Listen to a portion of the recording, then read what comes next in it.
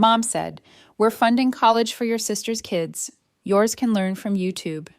My son asked, "So Grandma thinks I'm a joke?"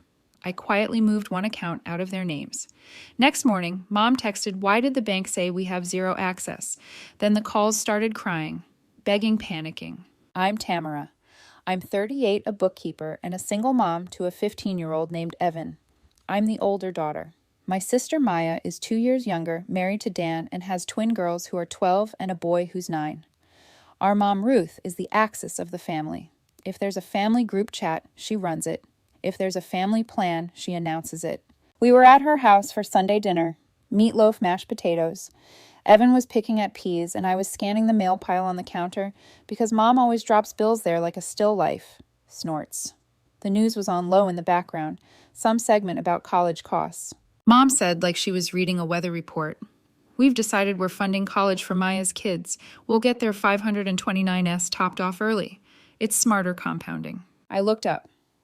She smiled. "The family you know. We'll make it work." Evan blinked at me. Maya brushed hair off her daughter's forehead like this was normal. "And Evan," I asked. My voice was even, but my neck got hot. Mom shrugged.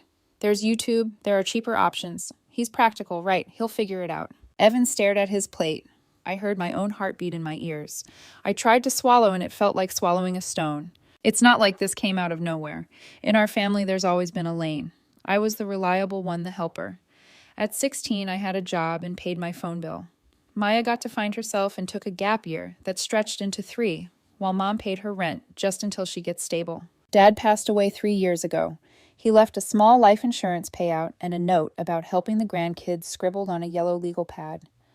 We all read it at the kitchen table. Mom decided to be the steward. "We'll make a family plan," she said, putting her hand on that legal pad like it was the Constitution. I asked what that meant. She said we'd prioritize need. Maya's twins had a reading tutor braces dance lessons.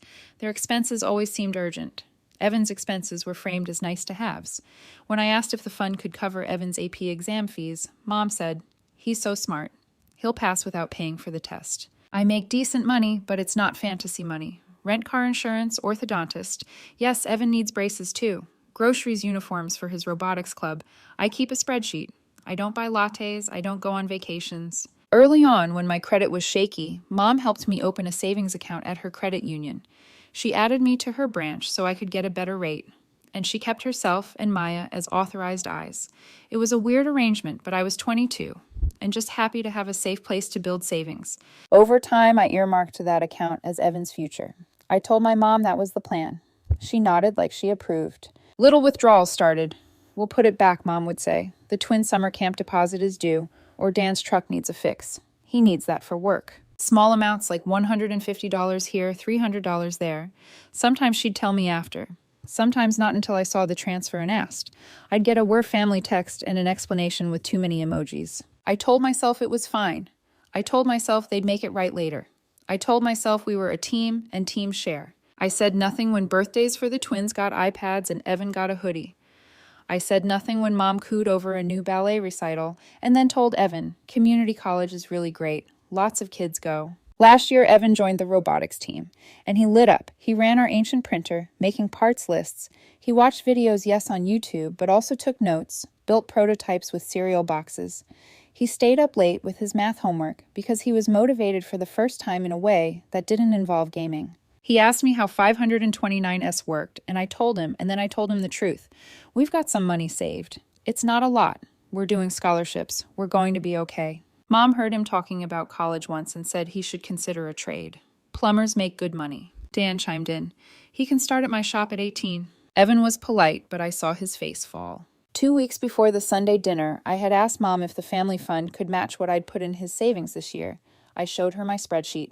She said, "Let's get Maya's kids squared away first. They're girls. They need more support." I sat with that sentence for days. Girls need more support. Boys can fend for themselves. Also, Maya's kids have 2 parents and a 2-income household if Dan's business is counted. My kid has me. At the dinner when Mom said, "We're funding college for Maya's kids," something in my chest tightened. Evan is not a line item. He's my child. He heard you say it. He's not dumb. "Why are you deciding this without me?" I asked. Mom sighed. "Tamara, it's not without you. You're included. You're such a good saver. You're organized. You don't need as much help. Maya added, you know how hard it's been for us. She gestured vaguely at nothing. Evan deserves a chance, I said. Mom smiled like I was being dramatic. He will have one. College is not the only path. There's Khan Academy. YouTube is free. Entrepreneurial spirit. Evan put his fork down. He didn't say anything in front of them, but his shoulders curled in. In the car on the way home, he was quiet. We drove 3 blocks before he said, so Grandma thinks I'm a joke. His voice cracked on joke. My hands tightened on the steering wheel. No, I said, and then I corrected myself. She's wrong. She's wrong about a lot of things. He stared out the window. It's fine. I'll figure it out. I can get a job. I'll watch videos. My stomach hurt. I wanted to pull over and scream into the night, but I just said, you are not a YouTube plan. You are a person. We'll handle this. That night I couldn't sleep. I lay there and watched the shadows on the wall and cataloged every little withdrawal from that account. Every we'll put it back text. Every time I'd been told I was so good at managing, so I could afford to subsidize other people's choices. I thought about Evan's face. I thought about Dad's note and the way Mom had placed her hand on it like it gave her sole authority. My brain got very quiet and very clear. I got up. I made tea. I pulled out my file folder for Evan College. I logged into the credit union. The account had my name and as authorized Mom and Maya. It wasn't technically a UTMA yet. I had been telling myself I'd formalize it soon. Soon stretched for years. I opened a new account at my bank under a proper UTMA with me as custodian and Evan as beneficiary. I moved the amount that was Evan's fund, leaving $200 in the old account to keep it open. I took Mom and Maya off as authorized users. I changed the email, the alerts, the security questions. I ordered a new debit card to my address only. I updated my 401k beneficiary to be a trust for Evan. I sat there and read everything twice. The house was silent except for the hum of the fridge. My hand shook, but it was a steady shake, a chosen shake. When he woke up for school, Evan came into the kitchen in socks hair sticking up. He sniffed the air and said, "Did you make tea at 3:00 a.m.? I smiled. Couldn't sleep. He nodded like he understood. He packed his bag. Before he left, he stood at the door and said, "Did I mess up with Grandma?" "You did nothing wrong," I said. "I am changing how we do things. That's adult stuff. You just be a kid and go to school." He hugged me, that teenage, awkward, heavy hug that still makes him feel small in my arms. The next morning, my phone lit up at 7:12 a.m. with a text from Mom. "Why did the bank say we have zero access?" I stared at it. I felt heat rise up my neck again, but this time it didn't burn. It warmed me. I set the phone down. I made coffee. I took a sip. I picked the phone back up and typed, "Because it's Evan's account, you don't need access." The call came immediately. Mom didn't say hello. "What did you do?" "I put Evan's money into a proper custodial account," I said. "I removed you as authorized. That's the whole thing." "You can't do that," she said. Her voice had that high, tight sound that means she's not in control. "I can," I said. "It's my account. It's my kid. It's his money." "We had a plan," she snapped. "You had a plan where my son is YouTube and yours is 529. I'm not in that plan." Maya called while I was still on the phone with Mom. Then Dan. I declined both. Mom started crying. "You're making this difficult for all of us." "The twins' tuition deposit is due Friday. We were going to float it just for a week. You know that we always do this. You know how to move money around." I let that sit. "You were going to float it out of my son's savings." "Family helps family," Mom said. "We put it back." "No," I said. My voice was calm. "I've been helping. That's over." Maya started texting a long, windy message. "You're punishing my children. They're kids. How can you sleep? We're literally counting pennies. Dan's truck." And then a second message with a screenshot of the bank error. Zero access. She circled it like I hadn't seen. Dan called again and left a voicemail. "This is petty. You're being selfish." Maya's crying. "Your mom is a wreck." I texted back to Maya. "Stop trying to log into my son's account. This is not yours." She replied, "You always thought you were better because you have a boring job." I stared at the wall and took a breath. Inside, I was 11 again, sweeping after dinner while Maya watched TV. Sighs. But I was also 38 holding a phone and the keys to my kid's future. At 12:30 p.m., Mom called again. Her voice was softer. "Tamara, please. I sounded harsh earlier. You know I love Evan." "Do you?" I asked. "He heard you call his future YouTube." "I didn't mean it like that. You know how kids are. Some are academic, some are hands-on." "He's both," I said. "He's a person." "We're all stressed. Just give access back for a week so we can make these payments. I'm begging you." I looked at the plant by the window. I looked at the spreadsheet open on my computer. I thought about Evan's cereal box prototypes. I said no. If you need money, you need your own plan. Silence. Then she said, "You're going to regret cutting your family out." "I'm cutting you out of my bank account," I said. "If you want to see Evan, you can. If you want to talk, we can. But not about this. We're done sharing money." She started crying again. The kind of cry where you can hear the breath hitch. "I didn't think you'd do this." "I didn't think you'd say what you said at dinner," I replied. She hung up. The group chat lit up like a Christmas tree. "Aunt Celia. What happened?" "Mom Tamara locked us out. Maya. She's punishing the kids. Again, this is why some people die alone." My cousin Sarah DM'd me. "You good?" I wrote yes finally. When Evan came home, he dropped his backpack and said, "There are like 5 missed calls from Grandma." "We had a disagreement," I said. "Adult stuff." He studied me. "Is it about me?" "It's about money," I said. "You are not a problem. You are the reason I have a spine." He smiled one corner of his mouth. "Can we make grilled cheese?" "Yes," I said. "And then we can look at that robotics scholarship Miss Hall emailed you about." He said, "Okay," and turned on the stove like the house wasn't on fire and I wasn't standing in the kitchen with a heart that felt bruised. The next week was loud. Mom tried everything. Angry texts, guilty voicemails, then practical ones. Could I front the twins' tuition, like before? Could I spot Dan for the truck?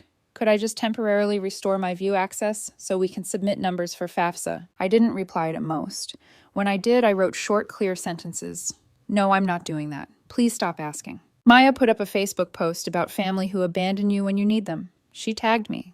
I didn't react. Aunt Celia called and said, "You know your mother. She's dramatic. Just let her see it." I said no. There was a long pause, and then Aunt Celia said quietly, "Good for you." The twins didn't go to a fancy camp. Maya sent me a picture of them on the couch. She wrote, "Look at what you did." I stared at it in the grocery store parking lot and felt sad. Then I thought I didn't do that. I didn't make your budget. I put my son's money in a place it always should have been. I put the phone down and went inside for milk. Evan and I got organized. We opened an actual 529 with me as owner and him as beneficiary. I set a small automatic transfer. It wasn't much, but it was a plan. We sat at the kitchen table with my laptop and researched scholarships he could apply for in junior year. He got a part-time job shelving books at the library. He came home smelling like dust and said, "It's quiet there. I like it." Mom tried a new angle. She invited us to dinner. No mention of money. "Just come. Let's be a family." We went because I don't want to teach Evan to hold grudges. After dessert, she said casually, "So show me how you set up that Utama for the twins. You know I'll mirror it." My stomach dropped. And even though she had timed it when Evan was in the living room, I saw what she was doing. "No," I said, "I'm not your financial manager." She frowned. "Tamara, you know about this stuff." "I know about my stuff. You need to hire someone or take a class or ask your bank." She blinked. "You're being mean." "I'm being clear. You tried to borrow from Evan's future. That doesn't make you the person I want to partner with on anything financial." Maya snorted.